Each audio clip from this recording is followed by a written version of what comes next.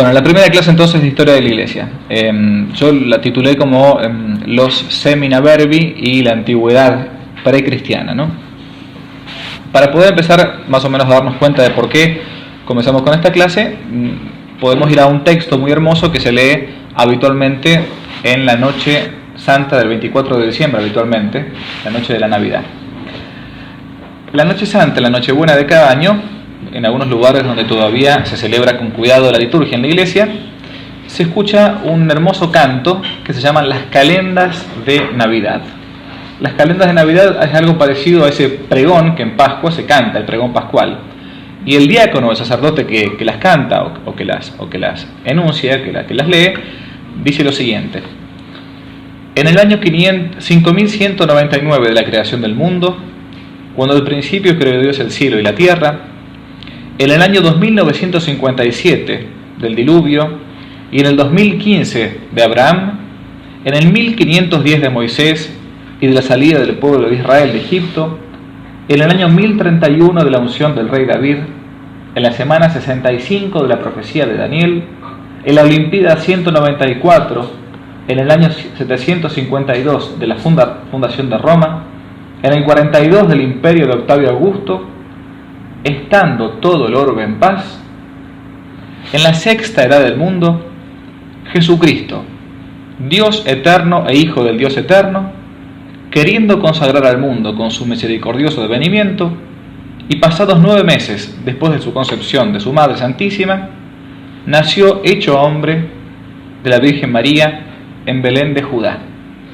Y termina cantando el diácono, el sacerdote: Navidad de nuestro Señor Jesucristo según la carne. Ni más ni menos se trata de este hito que dividió en dos partes la historia, ¿no? Hasta el día de hoy nosotros hablamos del año 2017, pero no solamente nosotros los que seguimos a Cristo.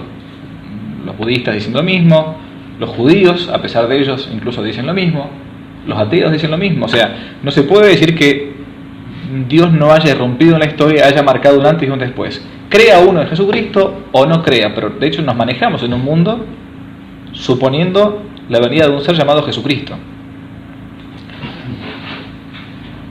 Esta es la primera diferencia notable para entender la historia de la Iglesia. Y la historia de la Iglesia de la historia pagana o profana. La historia comenzó en la creación del mundo, pero tuvo un centro y va a tener también un final. El final nosotros lo llamamos el fin de los tiempos, narrado en el último libro de la Biblia, el Apocalipsis. De ahí que todos estos hechos debamos verlos con ojos de águila, ojos desde arriba y no desde abajo meramente. Por eso también es importante ir conociendo los signos de los tiempos. Jesucristo lo dice más de una vez en los evangelios: sepan distinguir los signos de los tiempos. Pero además de analizar bajo esta perspectiva la historia, hay que también tener en cuenta qué hechos del pasado hay que estudiar. Bueno, entonces veníamos diciendo justamente esto, la centralidad de la historia. Una cosa importante para detallar, ¿no? Estoy siguiendo la noción clásica de historia. La historia no estudia nada más que cualquier hecho del pasado, sino que estudia los hechos trascendentes del pasado. A nadie le importa si San Martín tuvo una señorita de novia o qué colores de calzoncillo utilizó, digamos, no le importa a la historia, le importan los hechos trascendentes, que trascienden, las cosas realmente importantes del pasado. Vamos a ir viendo entonces la historia desde la perspectiva cristiana. Esa historia que se va a desarrollar con una de las dos ciudades de las que habla San Agustín. San Agustín, según esa hermosa sentencia que tiene en el libro La ciudad de Dios, dice que dos amores crearon dos ciudades: el amor de Dios hasta el desprecio de uno mismo, la Jerusalén celestial, ¿no?, a la que uno aspira llegar, y el amor de uno mismo hasta el desprecio de Dios, la Babilonia, la Babel, la de aquí abajo, ¿no? Bien, entonces, ¿cómo estaba el tiempo a la venida de nuestro Señor Jesucristo? El pueblo de Israel era el pueblo principal, ¿no? ¿Cómo estaban las cosas en el momento de la venida de Cristo en ese pueblo, que era el pueblo realmente, el pueblo elegido? Para esto es indispensable al menos situarnos en el siglo I. ¿Y dónde? Sino en Belén de Judea, como recién leíamos en las calendas de Navidad. Una pequeña aldea de una provincia del Imperio Romano, que era la provincia de Judea, que había pedido voluntariamente ingresar al Imperio Romano. Un detalle interesante, no es que Roma invadió Palestina y finalmente terminó conquistando. No, el mundo judío había pedido, el pueblo de Israel había pedido ser parte del Imperio Romano. La pregunta que uno puede hacerse es ¿por qué Dios habrá elegido ese tiempo para encarnarse, para nacer justamente en Belén? ¿Por qué no eligió otro periodo de la historia de Israel? Por ejemplo, lo podría haber hecho en la época de Egipto, en la época del exilio en Babilonia, o más todavía, ¿por qué eligió a ese pueblo, al pueblo hebreo, y no al pueblo azteca, al inca, al maya, al guaraní, al chino? La respuesta final no la vamos a saber nunca por completo, al menos acá en la tierra, pero sí uno puede deducir algunas razones de la encarnación una vez ya sucedida. Según un autor protestante, Ulrich Mann, que tiene un hermoso libro llamado Prólogo de la Salvación, donde analiza justamente el territorio fértil en el que va a nacer Jesucristo, desde el punto de vista cultural y espiritual, si bien Dios se manifestó expresamente al pueblo de Israel, y esto es un detalle que quiero que intentemos retener, poco a poco, a lo largo de los años, desde el principio de la creación del mundo hasta la encarnación del Verbo, fue dando algunas pistas a algunos pueblos no judíos de aquellas verdades llamadas primordiales, iniciales. A los judíos se les reveló de manera directa, como un torrente, como una catarata. Tienen la Biblia, tienen los profetas, los patriarcas, los reyes, de un modo, digamos, límpido, aunque sí es verdad, de modo gradual. En la zarza ardiente, por ejemplo, uno puede ver el ejemplo muy claro, cuando le preguntan a Moisés, cuando me pregunten los israelitas, ¿cómo es tu nombre? ¿Qué les diré? Éxodo 3:14. Diles que el que es te ha enviado. Yo soy el que soy. Ese es el nombre de Yahvé, ¿no? Yo soy el que es siempre. También cuando le entregó las tablas de la ley. Es decir, el pueblo elegido lo va a tratar justamente como un pueblo elegido. Sin embargo, va a ser este mismo pueblo elegido que con el tiempo lo va a rechazar. Lo leemos todos los días en la Santa Misa, cuando se lee el prólogo al Evangelio de San Juan, al final de la misa, en la misa tradicional se lee: vino a los suyos y los suyos no lo recibieron. Impropia venit, a los suyos vino, a los suyos propios, y no lo recibieron. Es el pueblo de Israel. Esta, digamos, ceguera espiritual, a causa de un corazón endurecido, se narra al final del primer libro de la historia de la Iglesia también, que son los Hechos de los Apóstoles. Ustedes quieren leer un libro de historia de la Iglesia, agarren la Biblia, vayan a los Hechos de los Apóstoles, ahí está el primer libro de historia de la Iglesia de la historia, vale la redundancia. Se lee en el libro de los Hechos.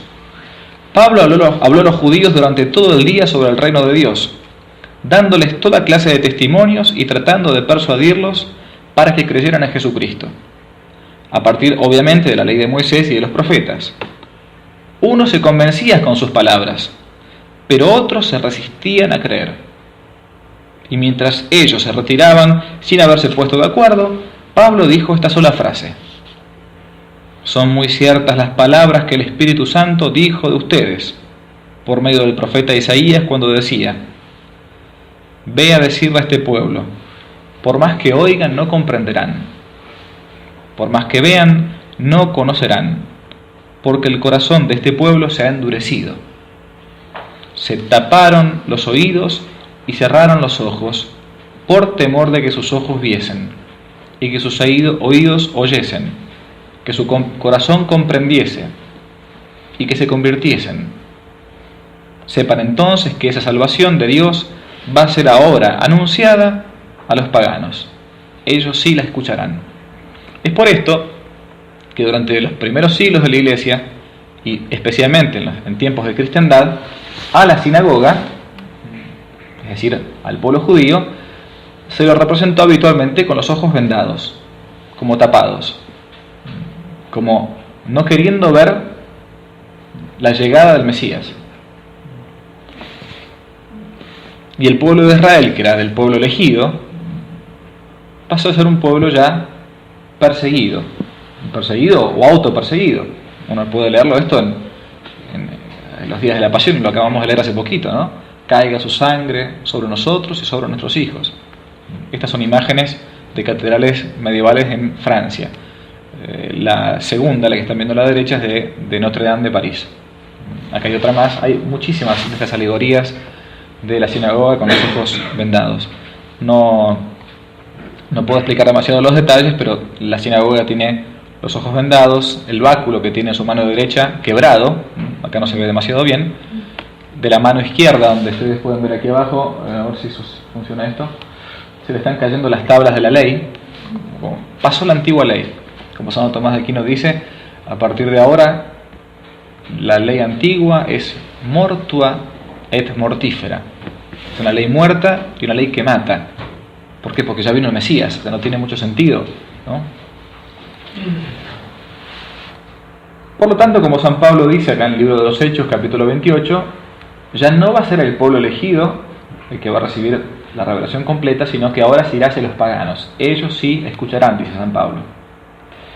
Y a partir de ahora entonces, estas palabras muy pero muy duras de San Pablo van a hacer que comience un periodo nuevo en la historia de la salvación.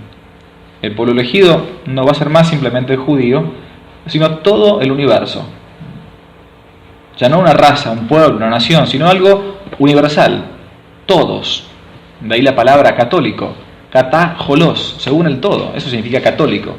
De ahí viene la palabra holístico, que a veces se pone de moda, holístico, ¿no? Católicos, holos significa eso, holístico. Algo que es para todo el mundo, no es para una determinada clase de personas. Por eso ya no hay más ni judío, ni griego, ni hombre, ni mujer, ni esclavo, ni libre, dice San Pablo en una carta.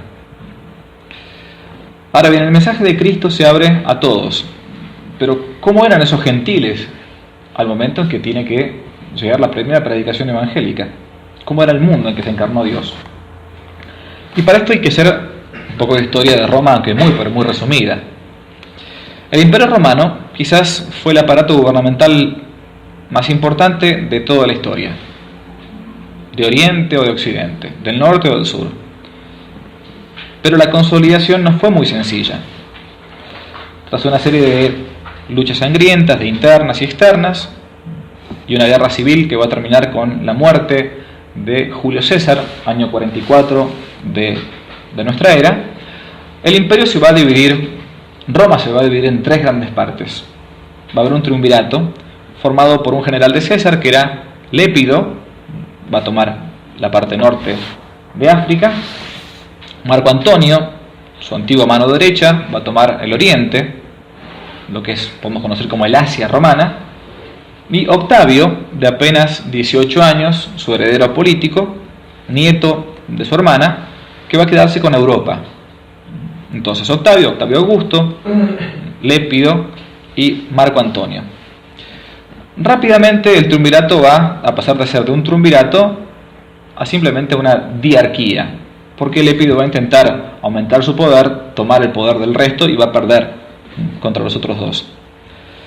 Pero poco tiempo después, en la batalla famosa de Actium, estamos hablando del año 32 a.C., Marco Antonio y Octavio Augusto van a terminar de decidir el destino del imperio. Octavio va a lograr una victoria sobre Marco Antonio y Cleopatra, por cierto, que era su amante, y va a constituirse así Octavio Augusto el único heredero y único señor de lo que es conocido como Roma o el Imperio Romano. Con el tiempo y la paciencia de Octavio Augusto van a comenzar a dominarse poblaciones limítrofes y a pacificarse las naciones más revoltosas, como por ejemplo los partos, lo que es hoy por hoy Irán, y los germanos. También la famosa Galia, que si ustedes han leído alguna vez cuando eran chicos las historietas de Asterix, ¿no? Costaba tanto dominarlos a los francos, a los galos. Finalmente los territorios conquistados se van a organizar muy pacíficamente, respetando, eso siempre fue igual en Roma, la diversidad de culturas y también la diversidad de religiones, porque no hay alguien más respetuoso de la cultura local y de la religión local como Roma. No por una cuestión de, hoy podríamos decir, de tolerancia, que buena gente, que respetaban los derechos humanos y todas estas cosas, no tiene nada que ver. Sí, porque una cuestión meramente política. El imperio era tan pero tan grande que querer dominar incluso la religión en un lugar tan alejado de Roma como podía ser, por ejemplo, Palestina, era una locura. Se mantenía, dejaban entonces un pequeño gobierno religioso, como pasó con Palestina, con Judea, ¿no? Se mantenía el tribunal, digamos, entre comillas, eclesiástico, o le podemos decir que sí, hoy por hoy, pero bueno, valga la ironía, y el tribunal político que estaba dominado por Poncio Pilato. Finalmente todos los territorios entonces van a organizarse de modo pacífico. Y va a llegarse a una época única en Roma, que se conoce en la historia de Roma, en la historia profana, digo, no de la Iglesia, sino de historia laica, digamos, de Roma, como la famosa Pax Romana. La Pax Romana o Pax Augustea. O sea, hubo un tiempo en el periodo de Roma donde no hubo guerras. A tal punto había llegado el imperio, en cuanto a su dominación y su extensión política, que por un momento incluso se cerraron las puertas del templo en Roma dedicado al dios Jano. Es interesante este dato. Quizás a nosotros no nos dice demasiado, pero el templo del dios Jano en Roma, todavía se pueden ver hoy las ruinas, señalaba con sus puertas abiertas siempre que el imperio en algún lado se encontraba en guerra.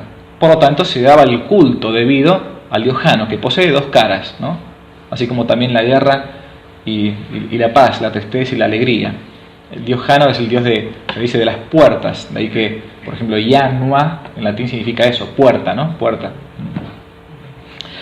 Ese gran historiador de Roma, que fue Tito Livio, narra que solamente 2 momentos había tenido el templo del dios Jano la prerrogativa de quedar cerradas las puertas. También lo mismo narran Horacio y Virgilio, los grandes poetas romanos, de la clausura de las puertas. Pero la principal y la más larga fue durante el tiempo del emperador Octavio Augusto, el gran emperador que duró muchos años a la cabeza de Roma. Todo periodo pacífico siempre traía para Roma una gran prosperidad, como siempre pasa cuando hay paz. El comercio, la industria, el arte. Tal es así que en tiempos del emperador Augusto había una época de gran superávit comercial y económico. Tanto fue así que el imperio comenzó a crecer, incluso demográficamente. Y es por esto que Octavio Augusto, el emperador, va a mandar a hacer un censo en todo el imperio conocido para ver qué cantidad de población había y qué necesidades había a lo largo y a lo ancho de todo el imperio romano. Este es el censo que uno quizás le ha sonado cuando leemos el Evangelio de San Lucas y dice que María y José tienen que ir a la ciudad de Belén por un censo que había dictado el emperador.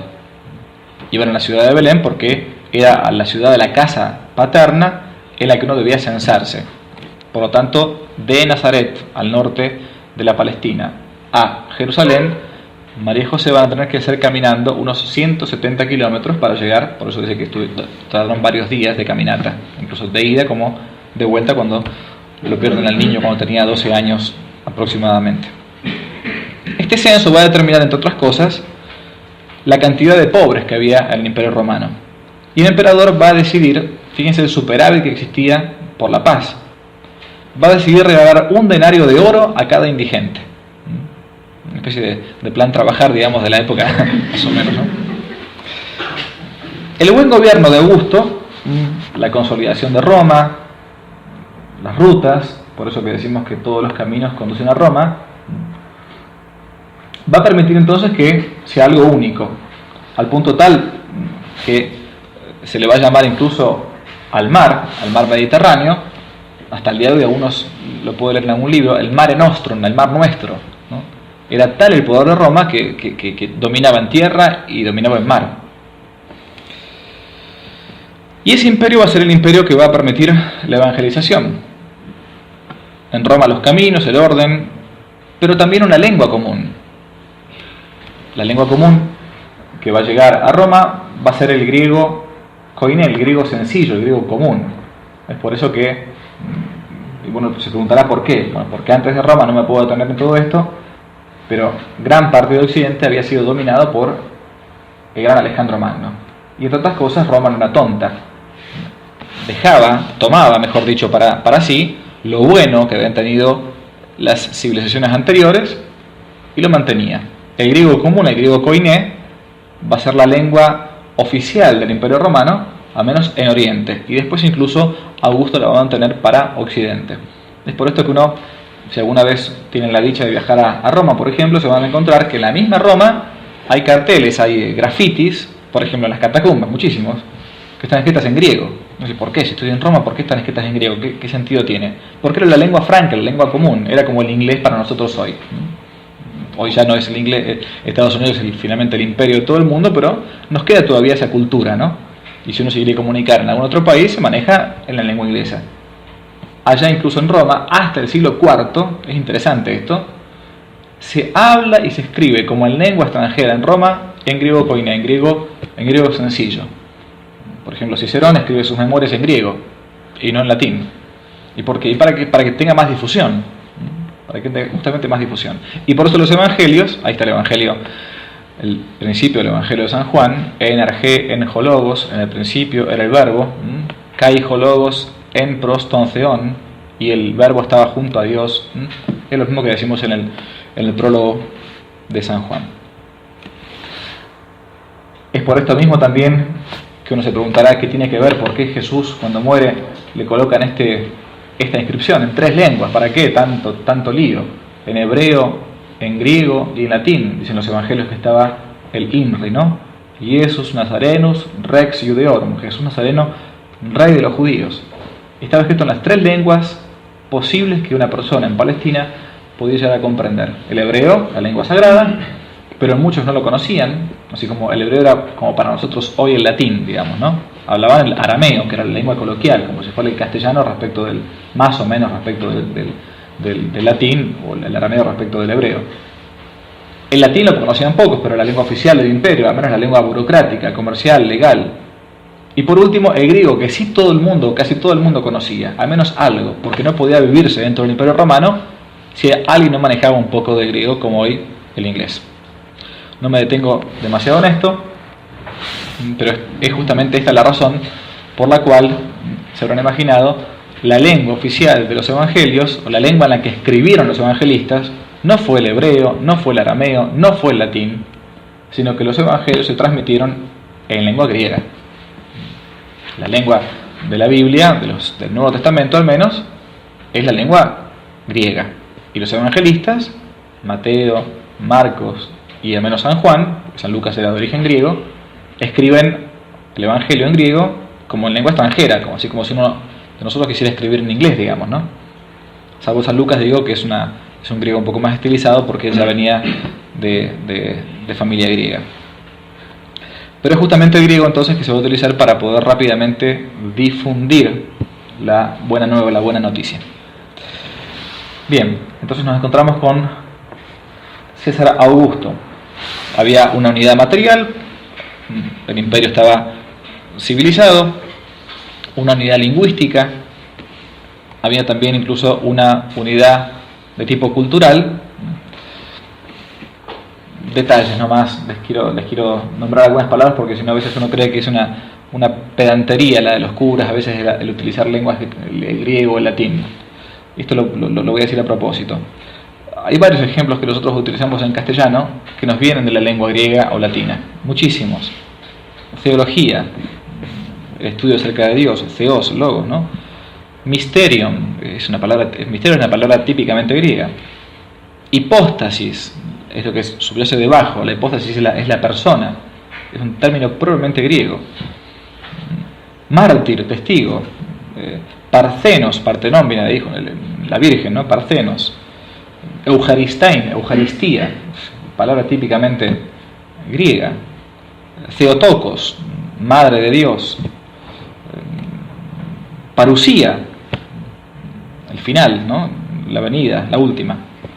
Christos, Cristo, son todas palabras griegas.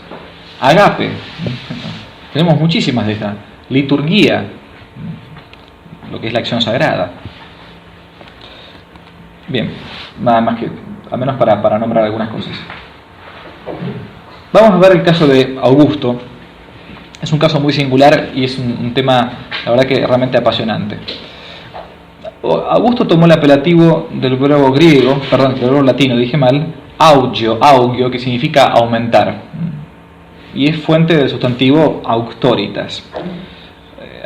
Octavio Augusto, por haber pacificado el imperio y haber quedado como el gran heredero de Julio César, va a tomar el poder militar, la suma del poder público, llamémosle de algún modo, y se va a volver el hombre más poderoso del mundo conocido, al menos. Al punto, y acá está el detalle importante, que el Senado romano, cuando encuentra que este hombre fabuloso, no solamente por sus dotes de estratega, de político, sino también por su personalidad, un hombre realmente, lo que se llama un vir prudens, un hombre realmente prudente en su gobierno, decide entonces el Senado romano otorgarle un título, que era un título normal entre los romanos, que era el título de divus, divino. El Senado romano tenía a veces esa facultad de conceder el título de divino, como de sacro, a una persona tanto en vida como después de muerto.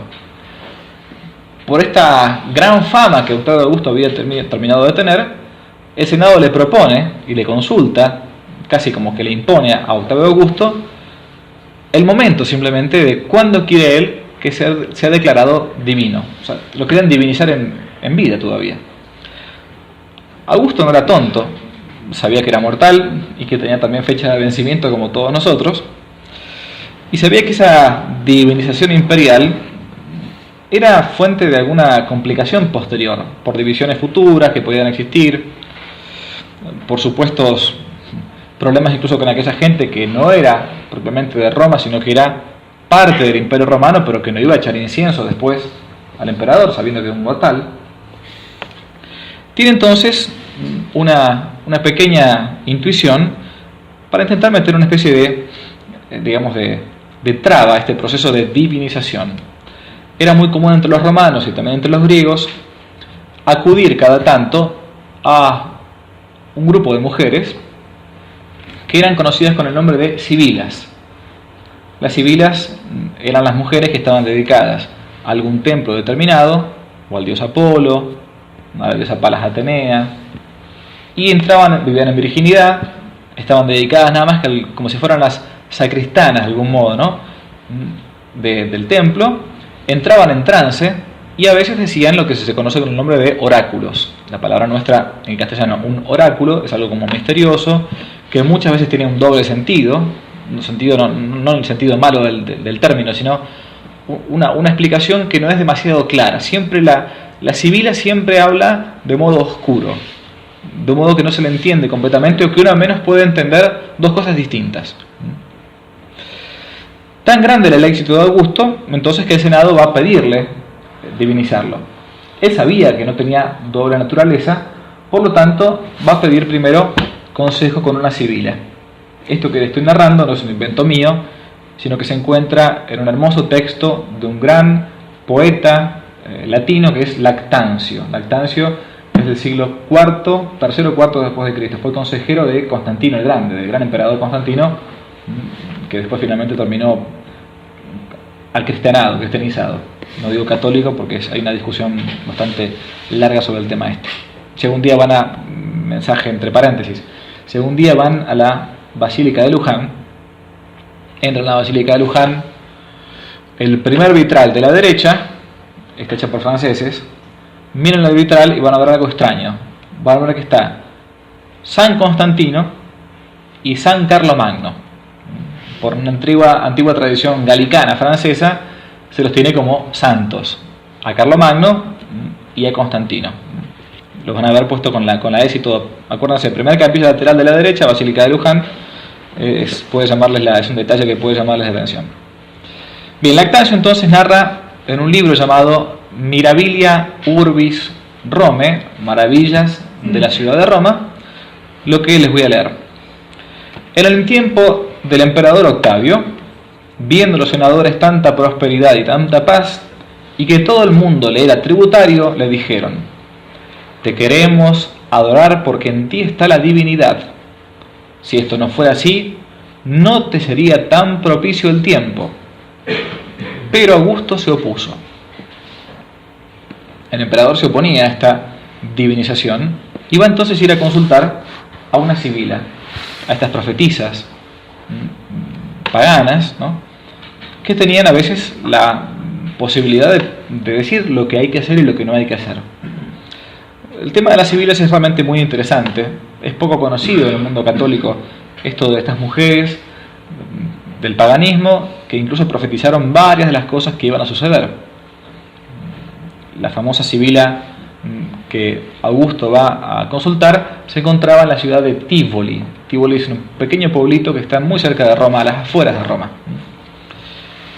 Estas mujeres eran consultadas en las grandes dificultades públicas, recomendando a veces soluciones acompañadas con ceremonias religiosas, con expiaciones de animales, colectivas.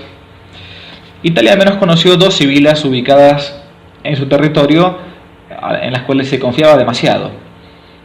La sibila de Cumas, que se encuentra en el Golfo de Nápoles, cerquita de Nápoles, y la sibila de Tibur, o la sibila tiburtina, o la sibila de Tivoli simplemente. Augusto va a consultar a esta misma mujer. El cargo de sibila se iba pasando, ¿no?, de generación en generación, digamos, ¿no? Con el tiempo, incluso la Iglesia fue emparejando 12 sibilas muy conocidas del Antiguo Testamento, paganas, con los 12 profetas del Antiguo Testamento. Por eso, si uno, por ejemplo, va a la Capilla Sixtina en Roma, en el Vaticano, y mira, se va a encontrar que hay un profeta y una sibila, un profeta y una sibila, de los dos lados, ¿no? Miguel Ángel lo quiso plantear así, de esa manera, como así como los profetas profetizaban, valga la redundancia, en el mundo de Israel, las sibilas lo hacían en el mundo pagano. Augusto va a dirigirse a Tivoli y va a narrar a la sibila este deseo que tenía el Senado: me quieren divinizar. Ella va a pedirle algunos días, va a hacer un riguroso ayuno, e invocando a los dioses, después de 3 días, ella va a ir a verlo, a Octavio Augusto, a un edificio que se encontraba en una de las 7 colinas de Roma, que es el Monte Capitolino, o el Capitolio, también llamado así. La narración es la que les leo. Emperador, esto es lo que ocurrirá. No conviene que seas divinizado. Del cielo vendrá un rey para los siglos futuros, aunque hecho hombre para juzgar al mundo. De improviso, el cielo se abrió y un esplendor grandísimo inundó todo. Se vio en el cielo una joven bellísima, y con los pies sobre un altar, un niño entre los brazos. Augusto, maravillado, escuchó una voz que decía: este es el ara del Hijo de Dios. Entonces, postrándose en tierra, lo adoró. Luego contó esta visión a los senadores, que también muchos se maravillaron. Esta visión ocurrió en la habitación del emperador Augusto, donde ahora está la iglesia de Santa María in Capitolio, y por esta razón la iglesia se llama hoy Santa María in Aracoeli. Si alguna vez han visto esa enorme, como a veces le llaman la máquina de escribir, el monumento Vittorio Emanuele, que se encuentra en Roma, a la vueltita está una iglesita chiquitita, preciosa, que por cierto, paréntesis, se usa mucho para los casamientos, muy muy hermosa, llamada así, Santa María in Aracoeli. Los italianos, cuando uno va a Roma, la reconocen rápidamente porque por esto de los casamientos, pero estrictamente es porque en ese mismo lugar Octavio Augusto, después de esta visión de la sibila, va a mandar construir un templo. Como los romanos eran bien abiertos para el tema religioso, él no sabía exactamente qué es lo que pasaba. Están haciendo Dios en algún lugar de mi imperio. Yo no me puedo divinizar y van a ser de una virgen. No hay mucha dificultad para ellos. Vamos a ver enseguida por qué no hay dificultad de que un hombre nazca de una virgen. Y van a ser entonces en algún lugar, digo, del imperio. Hagámosle entonces un templo a esta Virgo paritura, a esta virgen que va a parir, va a dar a luz. Y yo voy a decir al Senado, no conviene que me hagan divus, no conviene que me divinicen. Estoy narrando cosas que no se encuentran, digamos, en los evangelios, no son textos cristianos, estos son textos claramente que se encontraban ya en el antiguo, entre comillas, en el Antiguo Testamento, en el mundo pagano, me estoy explicando. La visión entonces ocurrió en ese mismo lugar donde se encuentra hoy esta iglesita. Es una foto sacada, esta la que encuentran ahí, es una foto sacada por mí, está redondeado el lugar, ¿no? Otro pequeño detalle, en esa misma iglesia se encuentra enterrada la mamá del emperador Constantino, que acabo de nombrar recién, la Santa Elena. Se encuentra enterrada en Santa María in Araceli. Uno dirá, bueno, entonces, ¿qué pasó? Después Augusto dijo, no me divinicen, y el Senado les dio bolilla. No, en absoluto, lo divinizaron igual, finalmente hicieron la ceremonia. Él no podía oponerse a que el Senado y todo Roma lo tuviera como fue, el divino Augusto, el que había pacificado el imperio, había estado varias décadas al frente del imperio, y había existido, entonces la Roma imperial termina construyéndose con Octavio, ¿no? Con Octavio Augusto. Bien, como podemos ver, la revelación entonces se fue dando, decíamos, de modo directo, como una cascada, como un torrente, al pueblo de Israel. Pero al pueblo pagano, como decía este autor protestante que estábamos al principio, Ulrich Mann, también Dios fue dándoles algunas pautas, algunas pistas, porque tampoco era cosa de simplemente dejarlos a la buena de Dios. Si en el plan de la salvación algún día estos que no eran del pueblo de Israel iban también a ser salvados por su propio Hijo que iba a venir al mundo, algunas pistas había que darles, más sabiendo el plan de antemano que su propio pueblo elegido lo iba a traicionar. Este autor, Ulrich Mann, señala que Dios se manifestó a Israel entonces de modo directo, pero con el resto de los pueblos no lo hizo, sino indirectamente, y con algunos más que otros. Y él analoga con una hermosa imagen lo que Dios hizo con los otros pueblos a el recorrido que hace un río que se encuentra en el Asia Menor, que es el río Meandro. El río Meandro es un río bastante sucio, que recorre gran parte del Asia. Va por arriba de la tierra, se hace subterráneo, florece nuevamente, lleva barro, lleva roca, lleva mugre, pero tiene una particularidad. El río Meandro siempre lleva un pequeño hilito fino de agua pura. Y esto es lo que parece haber pasado con algunas culturas superiores, como fue la cultura greco-romana. Ellos, como Santo Tomás de Aquino dice, llegaron a muchas verdades, a tientas, paulatinamente, y caminando tras la verdad, pero sin poseerla plenamente.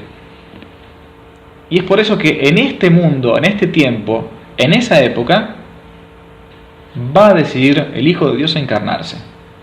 No se encarnó antes ni después, y no se encarnó en otras culturas. Va a tomar ese sustrato material para bajar a la tierra. Esta imagen sirve entonces para valorar positivamente el mundo greco-romano. Ese hilito de agua pura, ¿qué cosas son? Son ciertas verdades que recibieron los griegos y los romanos, a menos remotamente, desde aquella revelación primitiva, o de aquella, también como se le llama en la historia, aquella tradición primordial. A ver, cuando Dios crea la primera pareja humana, un hombre y una mujer, después del pecado original, y después de la división que comienza a partir de Caín y Abel, y ni hablar con Babilonia, los pueblos comienzan a dividirse, y quien lleva finalmente la verdad completa va a ser el pueblo de Israel. Sin embargo, el resto de los pueblos poseen todavía un recuerdo, aunque sea remoto, de los primeros padres, de lo que habían escuchado. Si no, por ejemplo, yo siempre he sido un amante desde chiquito de todo este tema, ¿no? Pero uno dice, ¿cómo puede ser cuando uno lee a un autor como Platón? Platón es del siglo IV, V antes de Cristo. No es cristiano, es griego. Atenas, puro Atenas. Y Platón tiene un texto, que yo lo leí hace muchísimos años, un diálogo inconcluso, llamado así, de Atlántida. Que no son los pescaditos, ni Aquaman, ni esas cosas, ¿no? La Atlántida, después vendrá la historieta o el cómic. ¿Pero qué es la Atlántida? Platón narra esto, sencillo. Hubo un tiempo en que los hombres y los dioses vivían juntos, en armonía, pacíficamente. Pero una desobediencia inicial hizo que los dioses, para castigar a los hombres, mandasen un gran diluvio. Esto es el mito y el diálogo inconcluso de la Atlántida. Es el diluvio universal, que no solamente se encuentra en la cultura griega, se encuentra en muchísimas otras culturas. No me puedo detener en este tema, pero es realmente fascinante. ¿Y de dónde sacaron todo esto? Si no tenían la Biblia, no podían leer el Éxodo o el Génesis, mejor dicho. De aquella tradición primitiva, de aquella tradición primordial que ellos recordaban de sus primeros padres que había sucedido y se transmitía como de generación en generación. La cultura greco-latina estaba casi como preparada, apta, abierta a lo divino. Pero no podía remontarse más allá ella sola. Necesitaba una revelación expresa, manifiesta de parte de Dios. La inteligencia de los griegos y romanos había llegado hasta un cierto punto, hasta donde uno le daba la razón natural. Uno de los arquetipos de dónde puede llegar el intelecto humano con la sola razón natural, en el mundo precristiano lo encontramos con Aristóteles, por ejemplo. El gran Aristóteles. Nuestra ética hoy, nuestra ética cristiana, esto es una frase muy linda de Juan Pablo II, ¿no? La ética de Aristóteles no es otra cosa que la ética cristiana. Y es verdad. Hacer el bien, evitar el mal, las virtudes, las pasiones, los hábitos. Todo esto es Aristóteles puro, puro y duro. Después la Iglesia va a bautizarlo, a catolizarlo, digamos, ¿no? Pero Santo Tomás en esto es 100% aristotélico. Nuestra moral es la misma moral que explicaba un Aristóteles a los griegos en el año 330 a.C. Y uno dice, ¿cómo llegaron a todo esto? Si a nosotros nos cuesta llegar a eso hoy, teniendo todo lo que son los mandamientos y todo. Hay algo ahí. Dios preparó a ese pueblo. Era una cultura superior realmente. Y sí, hay que decirlo, aunque piensen que esto es una discriminación, digamos, lo que sea, no importa. Pero el mundo griego era 1000 veces superior al mundo azteca. Cuando estamos encontrando, uno se pone a pensar, hablamos de la escultura griega de Fidia, siglo V a.C., de la poesía griega o romana, de la matemática, de la geometría de Euclides. Y uno se pone a pensar en América, los pueblos precolombinos, acá no conocían la rueda. No tenía sistema de escritura. En el año 1492 estoy hablando. O sea, 2000 años después, no habían llegado ni a la mitad de lo que había llegado al mundo greco-latino. Esto es interesante para ponerse a pensar, ¿no? No es lo mismo una cultura que otra. Claramente que no. Hay culturas superiores y culturas inferiores. En el mundo greco-romano, en el tiempo de la Encarnación, se había llegado a un grado quizás el más alto que una cultura podría haber llegado. Hablo de cultura y no de técnica, son cosas distintas. La encarnación del Señor va a representar entonces la aparición del orden sobrenatural sobre una base natural. Y por eso Dios esperó quizás ese momento y no otro. Los primeros apóstoles entendieron claramente esta preparación evangélica. San Pablo, por ejemplo, y San Bernabé eligieron deliberadamente el mundo gentil para predicar la buena nueva, comprendiendo que en el paganismo ya había nociones muy valiosas que no había que desechar, al contrario, había que elevar. San Pablo es el primero en dar una valoración incluso hasta positiva, sosteniendo que los antiguos griegos y romanos estaban casi como preordenados a la salvación. Vamos a ver algunos de los ejemplos enseguida. Esto es la tradición primordial.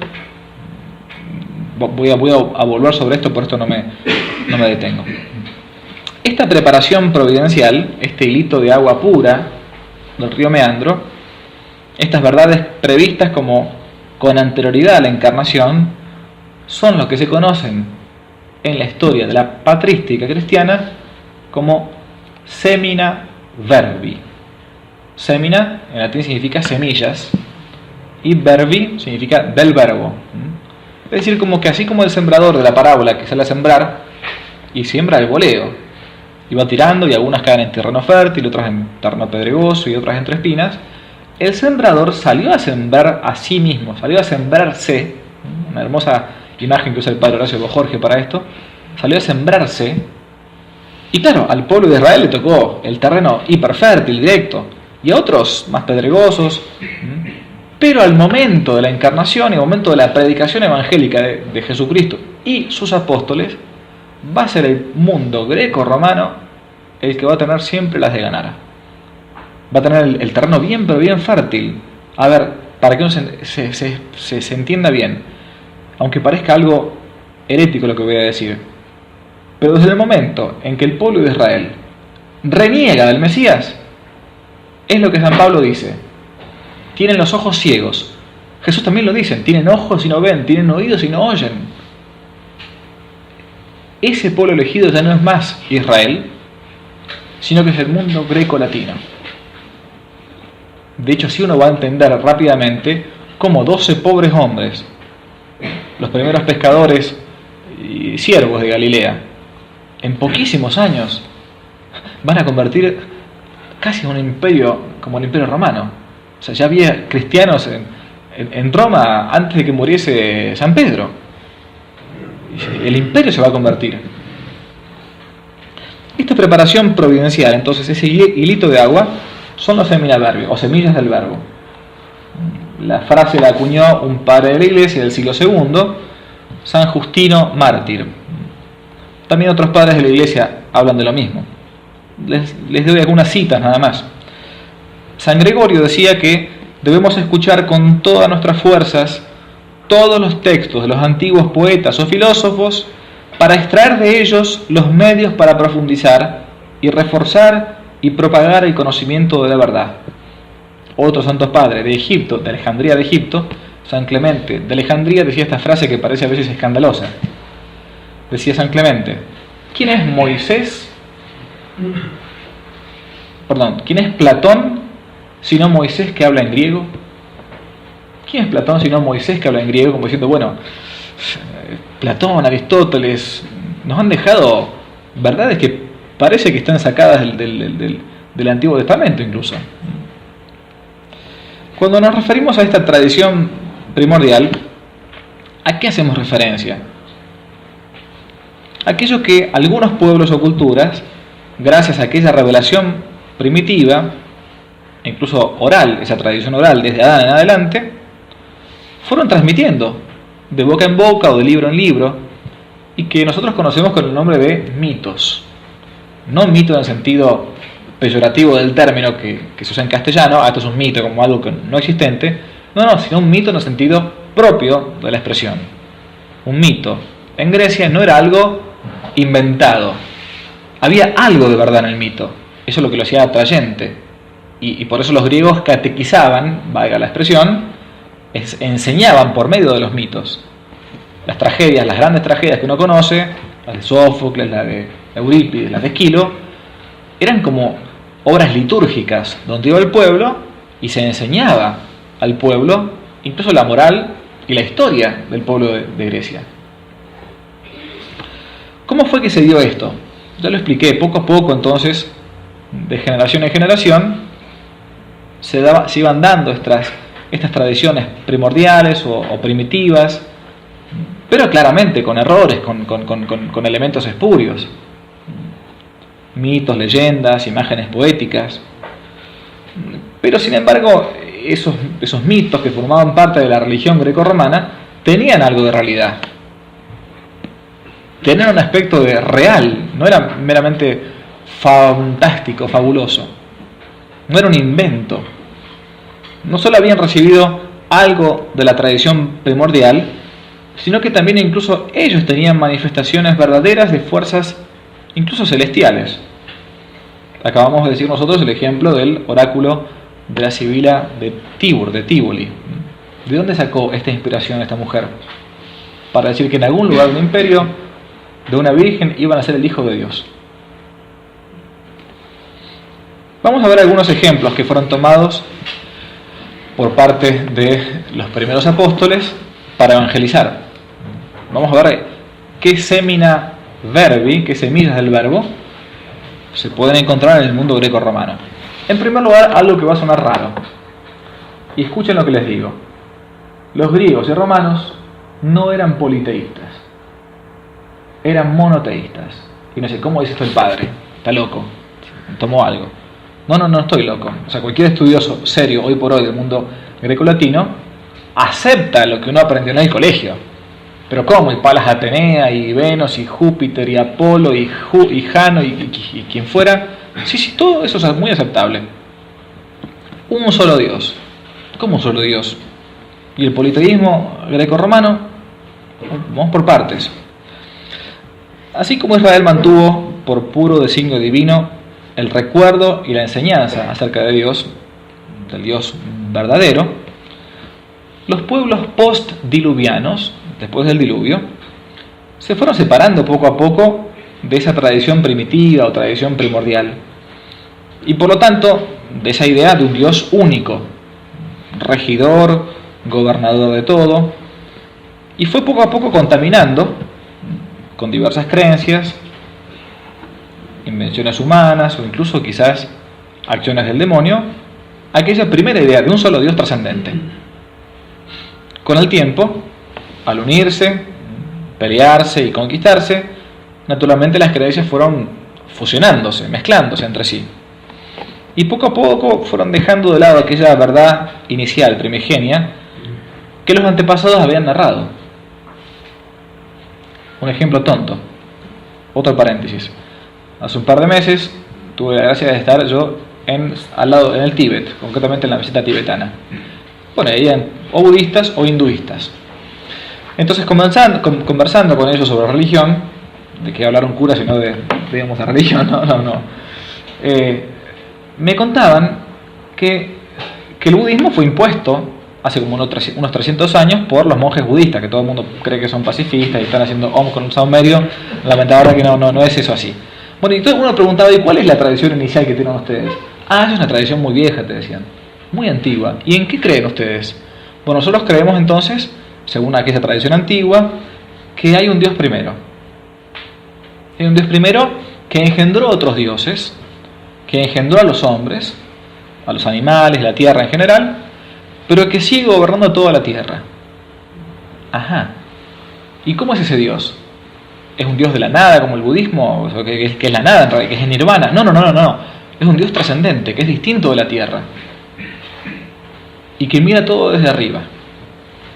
Bueno, esa tradición es justamente una tradición primordial. Uno, si quiere evangelizar, de hecho, hacíamos así con el cura que estábamos, le decíamos, fíjate, el budismo es una invención impuesta a este pueblo, pero ustedes tienen que volver a aquella tradición inicial, que hay un Dios trascendente, que remunera, paga al bueno y paga al malo.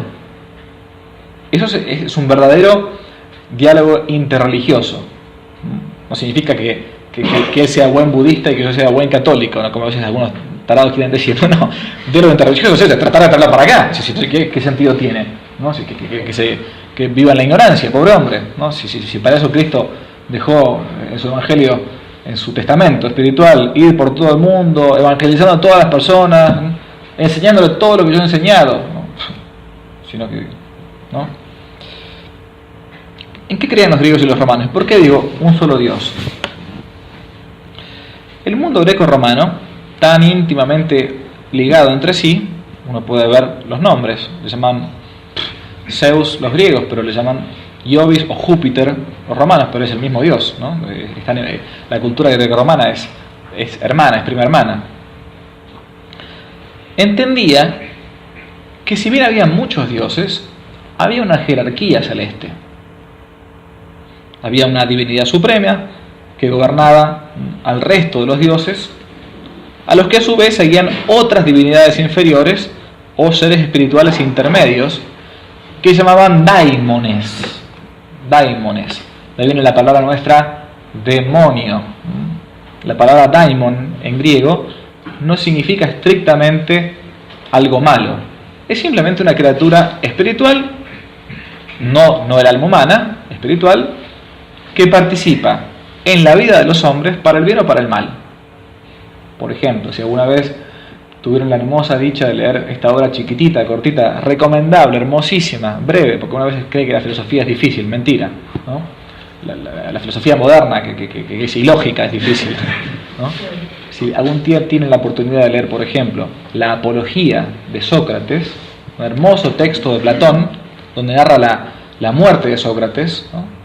Sócrates narra que él nunca tenía intervenciones divinas de Dios que le hablaba, pero que tenía un daimon, un espíritu, que lo iba guiando de modo negativo.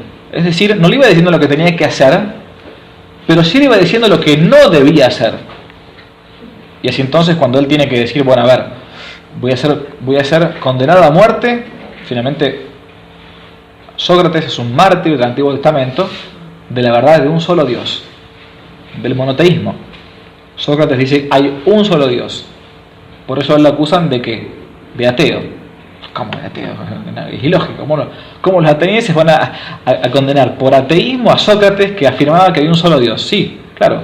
También acusaban de ateísmo y mataban con el delito de ateísmo a los primeros cristianos. ¿Cómo de ateísmo? Sí. ¿Por qué? Porque afirmaban que había una sola divinidad y no querían creer en el resto de divinidades con la misma jerarquía. Con la misma jerarquía. ¿Qué decía entonces Sócrates? ¿Y qué decían en general los griegos? Que Zeus, o Júpiter como quieran llamarle, era el padre de los dioses. Por eso cuando Cicerón va a ser matado, asesinado, va a decir una frase famosa. No va a decir Kyrie eleison, porque no era cristiano todavía. Va a decir una hermosa frase: Pater hominumque deorum miserere mei. Padre hominumque, de los hombres y de los dioses, ten piedad de mí. Ten piedad de mí. No le rezó a todos los dioses, le rezó al Padre de todos los dioses. Ese famoso erudito Walter Otto, gran estudioso de los griegos, él mismo afirma que los griegos eran monoteístas, pero que personificaban los diversos atributos divinos en divinidades inferiores. Y así, por ejemplo, en el panteón olímpico uno podía ver la representación de diversas personificaciones de un solo dios. Por ejemplo, Palas Atenea personificaba la sabiduría divina. Afrodita, el amor que tiene Dios a los hombres. Ares, lo que es guerrero en Dios, el Dios de los ejércitos, llamamos Deus Sabaoth, decimos nosotros en la misa. Es verdad que esta postura no ha sido la de todos los padres de la Iglesia. Por ejemplo, San Agustín y Dante creen que los dioses paganos son simplemente criaturas angélicas. Es decir, así como está un solo Dios, y hay criaturas intermedias que son los ángeles y los demonios, y después los hombres, principalmente para el Dante, él plantea que los dioses intermedios, que no son el Dios supremo, son simplemente divinidades inferiores, es decir, lo que hoy llamamos los ángeles, seres que están entre lo corpóreo y lo divino, los seres angélicos. Muchos padres de la Iglesia, sin embargo, algunos, más bien sobre todo en la época de las persecuciones, los primeros siglos del cristianismo, no estaban tan de acuerdo en aceptar esta realidad y, por ejemplo, directamente dicen que los dioses de los paganos son demonios, son simplemente demonios. San Pablo dice esta frase muy pero muy dura. San León, por ejemplo, presenta una visión bastante positiva de la mitología. Bueno, y el gran Dante, ya lo dijimos, lo mismo. Lo cierto es que aunque San Pablo haya dicho en un momento que los dioses de los paganos son demonios, está hablando de los dioses idolatrados, como si fueran realmente esos ídolos de plata y oro, de hechura de manos humanas, que tienen boca y que no hablan, dice el Salmo, que tienen ojos y no ven, tienen orejas y no oyen. Sin embargo, San Pablo, van a recordar este pasaje que voy a leer ahora enseguida, ya estamos llegando casi al final, no se vayan, o sea, si se duermen, no despierten al que está al lado, por lo menos, esa es la idea. Va a utilizar esto de los semina verbi cuando va a predicar al Areópago de Atenas. Van a escuchar seguramente este pasaje y lo van a recordar. San Pablo llega a Atenas, va al Areópago. El Areópago era como la plaza pública donde se hacían las discusiones filosóficas, políticas. En Roma era el foro romano. En Grecia, en Atenas, era el Areópago. San Pablo va a llegar y va a decir este discurso que ustedes lo pueden leer perfectamente en el libro de los Hechos de los Apóstoles. Atenienses, veo que sois por todos los conceptos los más respetuosos de las divinidades. Al pasar y al contemplar vuestros monumentos sagrados, he encontrado también un altar en el que estaba grabada esta inscripción: al Dios desconocido, agnosto Theo. Un altar, entonces, donde no había ninguna imagen. Simplemente estaba esta inscripción: al Dios desconocido. Pues bien, lo que vosotros adoráis sin conocer, eso yo os vengo a anunciar. El Dios que hizo el mundo y todo lo que hay en él, que es Señor de cielo y de tierra, y que no habita en santuarios fabricados por manos humanas, ni es servido por manos humanas, como si de algo estuviese necesitado. El Dios que a todos da la vida, el aliento y todas las cosas. Él creó de un solo principio todo el linaje humano, para que habitase sobre la faz de la tierra, fijando los tiempos determinados y los límites del lugar donde habían de habitar, con el fin de que buscasen la divinidad, para ver si a tientas la buscaban y la encontraban. Si somos, entonces, pues de su linaje, no debemos pensar que la divinidad sea algo semejante al oro, la plata o la piedra, modelados por el arte ni el ingenio humano. Dios, pasando por alto los tiempos de la ignorancia, anuncia ahora a los hombres que todos y en todas partes deben convertirse, porque ha fijado el día que va a juzgar al mundo según la justicia, por el hombre que ha destinado, dando a todos una garantía al resucitarlos de entre los muertos. Les predica entonces a ese Dios desconocido, ese pequeño altar que ustedes ven ahí arriba a la izquierda, al agnosto Theo, al Dios que no se conoce. A ese Dios vengo a predicarles. Y ese Dios se hizo hombre, murió y resucitó. Yo leí nada más que la parte de San Pablo, pero ustedes recordarán el resto. Le dicen, cuando escucharon hablar de la resurrección de los muertos, le dijeron: otro día te escucharemos, como diciendo, bueno, ya está, hasta acá llegaste, ¿no? Salvo un tal Dionisio y algunos otros que lo siguieron. La primera comunidad cristiana de Grecia, del mundo pagano, van a ser estos hombres que lo escuchan y uno se pregunta: ¿y por qué? ¿Y por qué los griegos?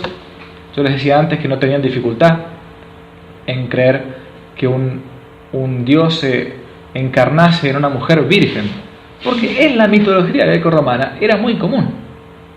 Uno, por ejemplo, puede ver el caso de Aquiles. Aquiles, ¿qué es lo que es? ¿Es un hombre? Más o menos. Pero no solo un hombre. Aquiles es un héroe. ¿Y qué es un héroe en el mundo greco-romano? Es la fusión entre la divinidad y la humanidad, entre el hombre y Dios, o una diosa, como en el caso de Aquiles, y un mortal. Por eso, para un griego o un romano no había ninguna dificultad cuando venían y decían: Dios hecho hombre nació de una mujer. ¿Qué problema hay? ¿No? Si nosotros también tenemos nuestra mitología, que los dioses intervienen en la historia. Es más, en el mundo greco-romano, el Dios de los griegos y de los romanos se preocupaba directamente por los hombres. Basta leer la Ilíada, por ejemplo. Es la historia de los dioses y los hombres. Permanentemente Palas Atenea está velando por los griegos, para que los aqueos le ganen a los troyanos, todo el tiempo.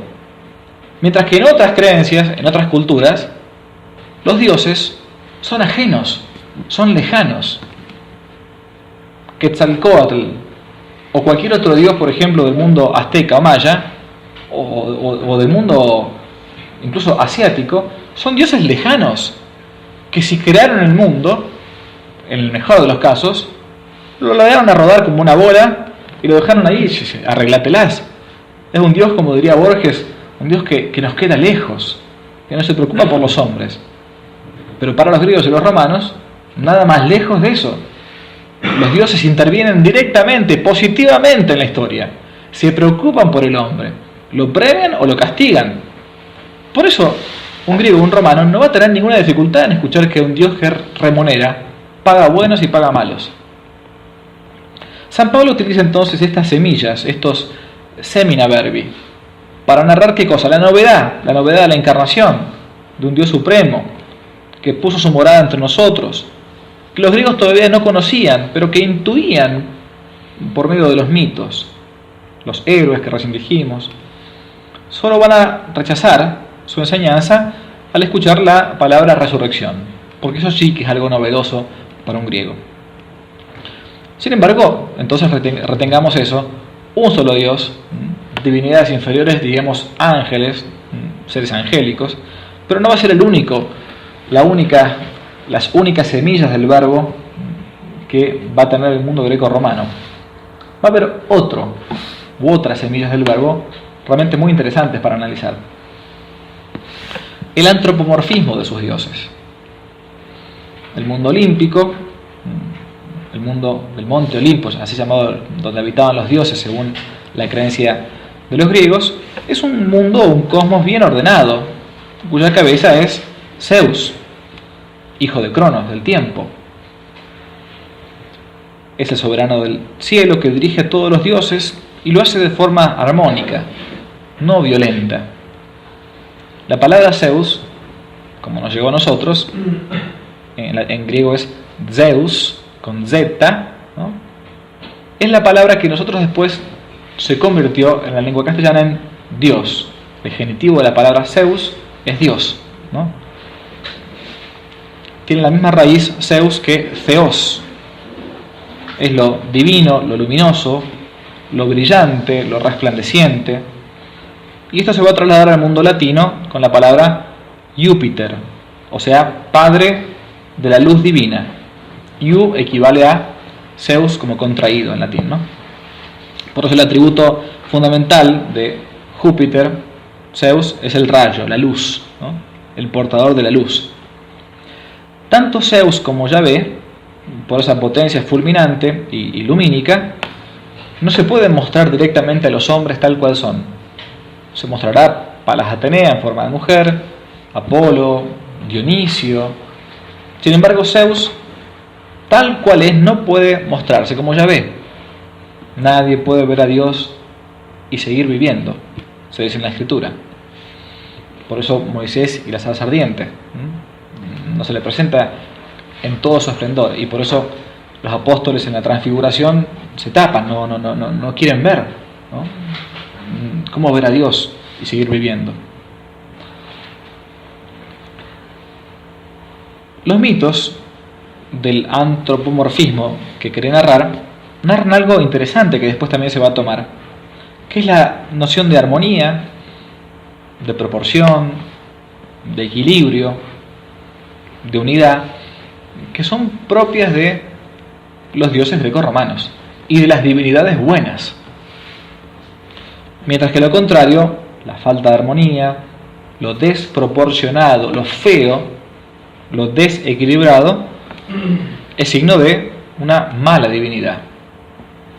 O sea, en el mundo paleocristiano, por ejemplo, el primer arte cristiano, representó la imagen de Dios Padre, haciéndolo con patrones o cánones incluso greco-romanos, incluso los cánones de Zeus o de Júpiter, y guardaba las proporciones de belleza incluso griega. El canon dórico de Policletos es el canon de las 7 cabezas. ¿Qué significa esto? Que es un canon artístico por el cual 7 cabezas nuestras deberán entrar para que sea proporcionado a nuestro cuerpo en el propio cuerpo.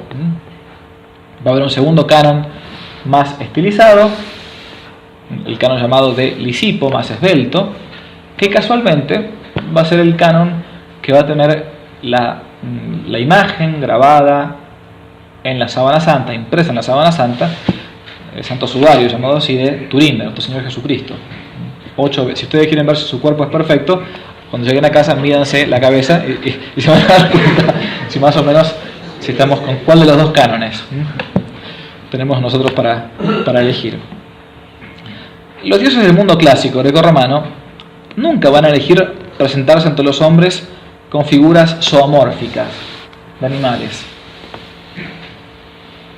Sin embargo, otras culturas sí. El mundo indio, de la India quiero decir, el mundo americano, para decirlo de alguna manera, el chino, el azteca, el maya. Las divinidades no son así, son distintas.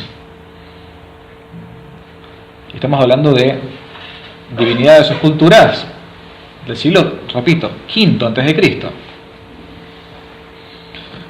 Los dioses del mundo clásico siempre se representan con la proporción, con la belleza, porque divinidad implica belleza. Un minotauro, un centauro, que pueden aparecer a veces en el mundo de la literatura grecolatina, son siempre asimilados a algo perverso, algo malo, algo deforme, algo apasionado. Este patrón de la armonía, incluso en las divinidades, también va a ser tomada por la Iglesia al momento de catequizar. También va a ser tomado como semina verbi, como semillas del verbo, para explicar. Es mucho más difícil, y esto realmente lo digo, perdonen que yo ponga de vuelta otra anécdota personal, es mucho más difícil explicarles a un indio que cree que la vaca es sagrada y que no podés matarla porque realmente que es una divinidad, una vaca, que explicarle a un griego o un romano, que entiende que los hombres y los dioses están en contacto, que buscan la perfección incluso en lo físico. Es mucho más difícil. Por eso fue ingente, fue grandiosa la labor que hizo el mundo de los padres jesuitas cuando llegaron acá a América, o en general de todos los evangelizadores. Se encontraron con un esto lo he leído en las crónicas, no estoy inventándolo, ¿no? Se encontraron con un mundo que decían ellos, cito y cierro la cita enseguida, que antes que evangelizarlo había que exorcizarlo. Cierro las comillas, ¿no? Basta con ver nada más que esta imagen que ustedes ven abajo a la derecha de la piedra calendario. Esta es una foto sacada del Museo Nacional de Arte Mexicano en el DF en México. Es la piedra calendario, la piedra del 2, también la piedra del sol le llaman ellos, por la cual, según los aztecas y también los mayas, había que alimentar al sol porque todos los días salía y todos los días en el crepúsculo moría desangrado, y para que, como el sol es la fuente de nuestra vitalidad, decían ellos, salga todos los días, era necesario hacer sacrificios humanos y darle de dar sangre. Por eso la lengua afuera, no sé si llegan a ver la lengua afuera de la imagen de la piedra calendario acá. Bueno, es mucho más difícil evangelizar a alguien que cree todo esto, o que Shiva es una mezcla de un hombre, porque su padre se enojó con él, le cortó la cabeza y le puso una cabeza de elefante, o de un dragón, o lo que fuera, que evangelizar a alguien que cree que Dios es esto. Es otra cosa. Por eso los padres jesuitas decían esto: primero hay que exorcizar el continente para poder después evangelizarlo, y en gran parte tenían razón. Para el mundo grecolatino la cosa era distinta. Había muchas versiones, muchas nociones que por aquella tradición primordial se podía perfectamente tener como semina verbi, semillas del verbo. Una de estas famosas tradiciones es lo que nosotros conocemos con la expresión, pero quizás pocos conozcamos o recordemos el mito: la caja de Pandora. Este vino, y yo tenía un compañero que le decían así, la caja de Pandora, porque era como el origen de todos los males. Así que siempre había que buscar ese problema, siempre era él. El mito de Pandora era muy pero muy conocido en el mundo clásico. Cuando Júpiter hizo al hombre, los demás dioses celosos quisieron hacer otro tanto, y contribuyendo cada cual con algo. Para esto uniendo esfuerzos y dones. Hay la palabra dora, doron en griego significa regalo, dora es el plural, regalos, ¿no? Crearon a una mujer llamándola Pandora. Pan en griego significa todo, panteísmo, todo Dios, ¿no? Pandora, todos los regalos. ¿Qué quiere decir? Formada por los dones de todos. Júpiter, para castigar el orgullo de aquellos que habían querido emularlo, dio a Pandora una caja que contenía todos los males para que se le entregara a Epitemeo, su esposo, con la condición de que no había que abrirla. Sin embargo, al abrirla, se esparcieron por la tierra todos los males, trayendo así la edad de hierro. ¿A qué les hace acordar todo esto? El Génesis. O sea, claro que acá están mezcladas las cosas, los dioses, la caja, pero claramente acá hay una prueba. Hay algo y los griegos y los romanos narraban este mito mucho antes de la llegada del cristianismo. Ese proceso indefinido y creciente de males, según este mito, hacía que, para los griegos y romanos, el mundo fuera cíclico. Se comenzaba con una edad dorada, donde los dioses y los hombres estaban unidos, juntos, habitaban juntos. En el Génesis se dice que Dios caminaba en el paraíso con Adán y Eva, es una expresión, ¿no?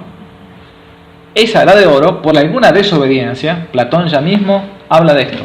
Hay una falla en el origen, yo no sé cuál es, dice Platón, pero hay una falla en el hombre. No puede ser que vea el bien y no lo haga. Algo tiene que estar fallado. Hoy le explicaba a los chicos en el colegio justamente el tema de la virtud, de la hermosa virtud de la pureza. Y hablando con ellos, así ya directamente, les decía, miren, cuando el perro y la perra, cuando el perro sabe que la perra no está alzada, el perro y la perra viven tranquilos, viven como hermanos. Nunca van a ver que un perro y una perra se comporta mal con la perra, o la trata mal, o hace cualquier cosa con la perra cuando la perra no está en celo. ¿Qué es lo que nos pasa a nosotros en los hombres? Está explicando burdamente las pasiones, ¿no? Las pasiones del apetito concupiscible. Hay una falla en el hombre. Hay una falla en el origen. Esto Platón también lo decía. ¿Y cómo lo explicaban ellos? Con algún mito. Uno era el de Pandora. ¿Y qué decían ellos? Había un tiempo donde fue una edad de oro, donde el hombre y los dioses vivían en armonía. Sin embargo, por alguna falla, alguna falta inicial, se caía de la edad de oro a una edad más baja. Tácate. La edad de plata. En la edad de plata era donde habitaban los héroes, que todavía tenían un cierto conocimiento y recuerdo de que era edad dorada, la etapa áurea del hombre, y se pasaba de la plata al bronce, por una nueva caída, y por último al hierro. Pero ellos siempre contaban con la esperanza de que en algún momento, como para ellos la historia era cíclica, no como para nosotros que es lineal, comienza y termina, va a tener un fin, en algún momento Dios mandaba, entre comillas, lo digo yo en estos términos, redentores, que hacían que de vuelta se volviese a la edad de oro. Y ellos vivían anhelando esa edad dorada, en que el hombre vivía en amistad con los dioses, en que el trabajo no era duro, que uno lo podía hacer de modo placentero. Ese proceso indefinido, creciente, de males, va a hacer que entonces el hombre greco-romano anhele justamente esa nueva etapa. Otro caso concreto es el famosísimo caso que quizás hemos visto en las tragedias de Sófocles con Edipo. Edipo es el rey inocente. Sófocles considera a Edipo como un personaje inocente que comete faltas sin saberlo. Todos recordarán el caso de Edipo. Termina por un oráculo famoso. Sus padres creen que antes de que nazca les dice que Edipo, como dicen los Lelutier, Edipo de Tebas, haciendo memoria, recuerdo su historia con penas y glorias. Me dijo el oráculo, Edipo, tu vida se pone jodida, serás parricida. Estoy cantando un romance de memoria de los Lelutier. Pero es así, o sea, les narra justamente un oráculo que va a matar a su padre y se va a acostar con su madre.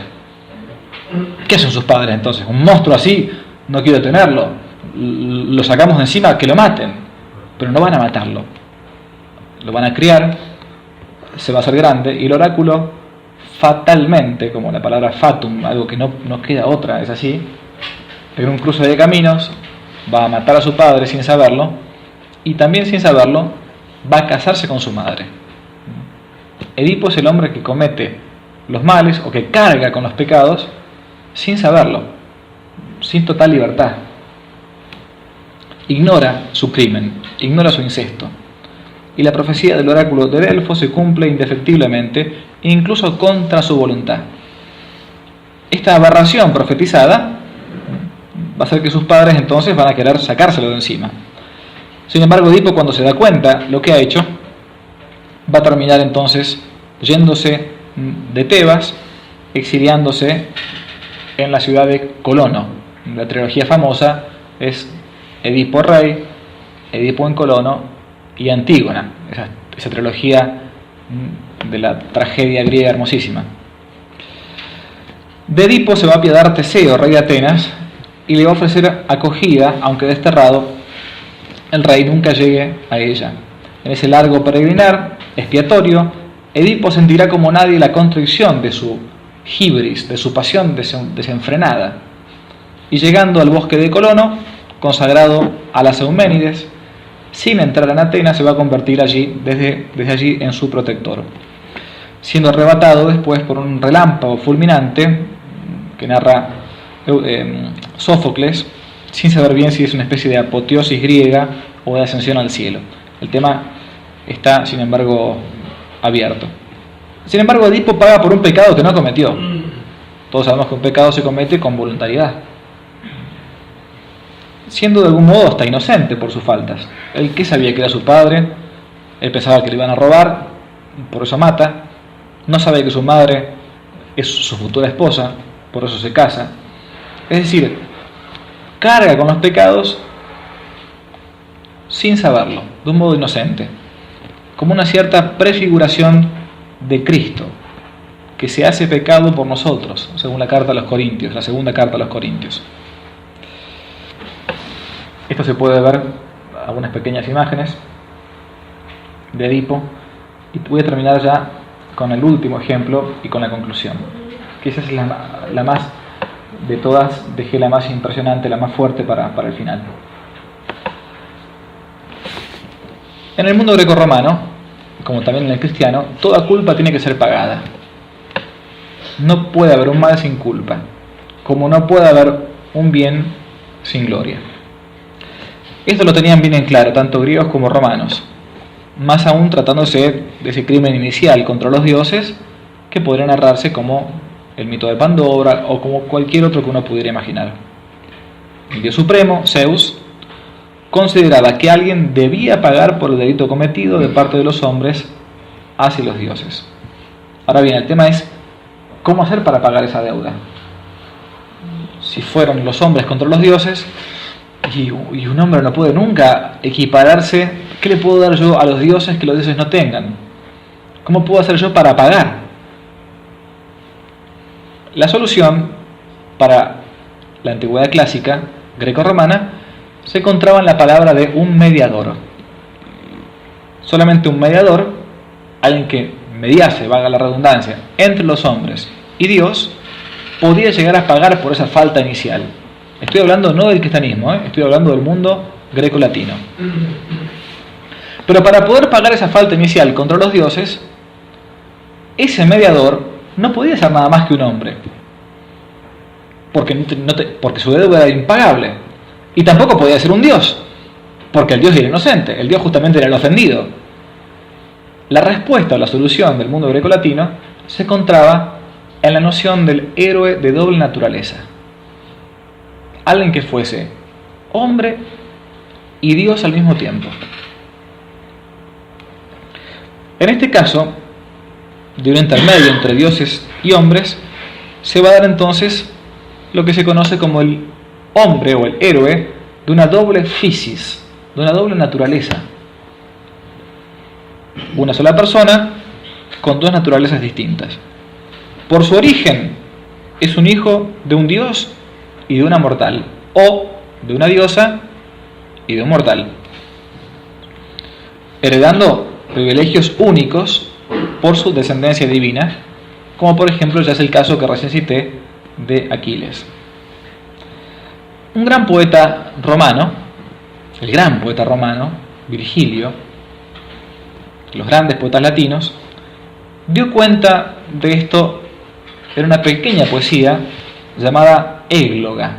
Las églogas son poesías que cantan temas más bien pastoriles, de campo, de montañas, de ríos, de bosques, de llanuras.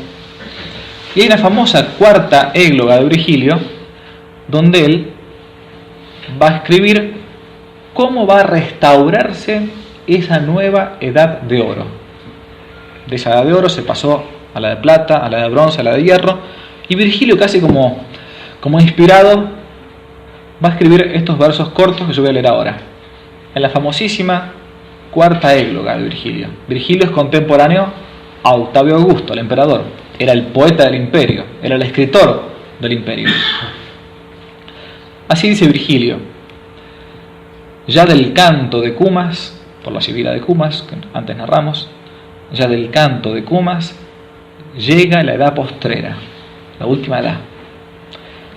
Ya de nuevo nace un gran orden de los siglos. Ya vuelve también la Virgen, vuelven los reinos de Saturno.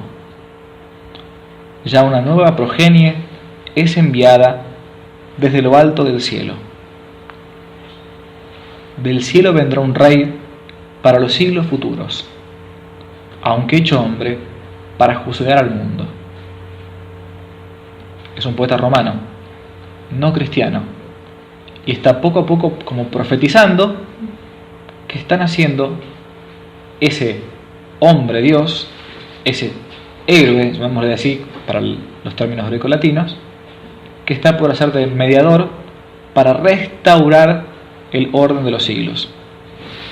Un rey prometido, en esa cuarta égloga de progenie celeste, que vendrá hecho hombre para juzgar al mundo. ¿Cómo uno no puede pensar o no puede dejar de pensar en Belén cuando uno escucha esto?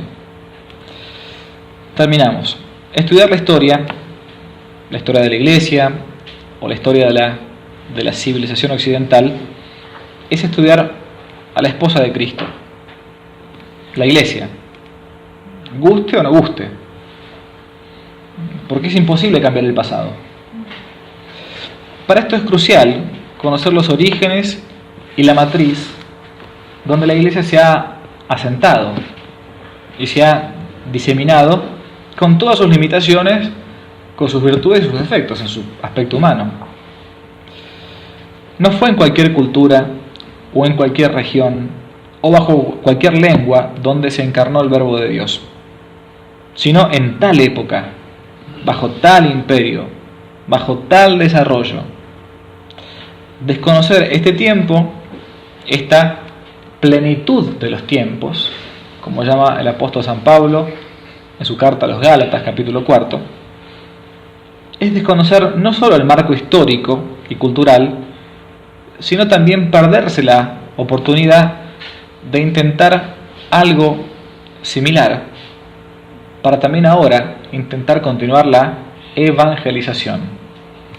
Un terreno para que esté dispuesto, para poder evangelizarlo, necesita estar también primero abonado, removido. El terreno de la primera evangelización estaba completamente listo cuando nació nuestro Señor Jesucristo en el año 0 de nuestra historia. Es por esto que conocer el mundo grecolatino, sus virtudes y sus defectos, también a nosotros nos ayuda para conocer hoy por hoy cómo poder evangelizar y cómo poner también esas bases mínimas con ese abono, ese remover la tierra para el mundo de hoy. La historia siempre es maestra de la vida, como decía Cicerón también, y por eso que los aciertos del pasado pueden ser aciertos del presente y los errores lo mismo. Bueno, muchas gracias, es todo.